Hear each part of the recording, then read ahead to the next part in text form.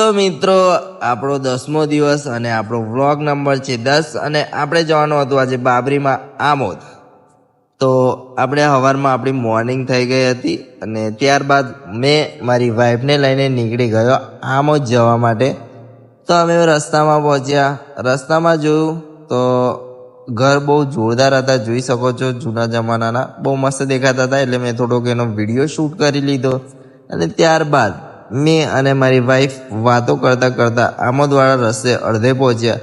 આમોદવાળા રસ્તે જેવા જ અડધા પહોંચ્યા ત્યાં રસ્તામાં અમને ચુડેલ માતાનું મંદિર જોવા મળ્યું, જ્યાં ઝાડ ઉપર ઘણી બધી સાડીઓ લટકાયેલી હતી, એટલે કે બાંધેલી હતી. ત્યારબાદ મેં મારી વાઈફ ત્યાંથી નીકળી ગયા અને જેવા નીકળ્યા એવા આમોદ અમે પહોંચી ગયા. આમોદ પહોંચ્યા ત્યાં યુવરાજની એન્ટ્રી પડી. યુવરાજે ફોર્મલ પહેરેલું હતું અને ત્યારબાદ મારી વાઈફની બધી બહેનો સાથે મેં મુલાકાત કરી. આ બધાથી નાની છે. એના પછી બીજો નંબર ગાયત્રીનો આવે અને ત્યારબાદ અમે જોયું કે બંને બહેનોએ વ્હાઈટ કપડાં પહેર્યા હતા, બગલા જેવા. અને જોઈ શકો છો આ મંદિર છે માતાજીનું.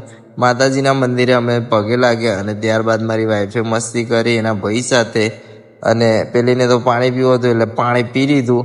ત્યારબાદ રોશનીની એન્ટ્રી પડી.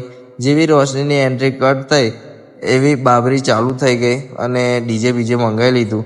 ત્યારબાદ નાનો છોકરો આવ્યો તો જોઈ શકો રડવા માંડ્યો, પાર્લેજી ના ખવડાવ્યું અને ચોચ ભટકાણી એટલામાં અને અમે લોકો નીકળી ગયા. પછી આમોદથી જેવા નીકળ્યા એવા અમે જમવા હોટલે ગયા. બહુ ભૂખ લાગી હતી તો સેવ ટામેટાનું શાક અને રોટલી ખાધી.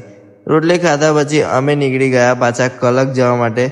તો કલક અમે ફરી રસ્તામાં ત્યાં ચુડેલ માતાનું મંદિર જોયું. જોઈ શકો છો ઝાડ પર ઘણી બધી સાડીઓ લટકાવેલી છે, બાંધેલી છે, જેની પણ માનતા પૂરી થાય એ લોકો ચડાવે છે.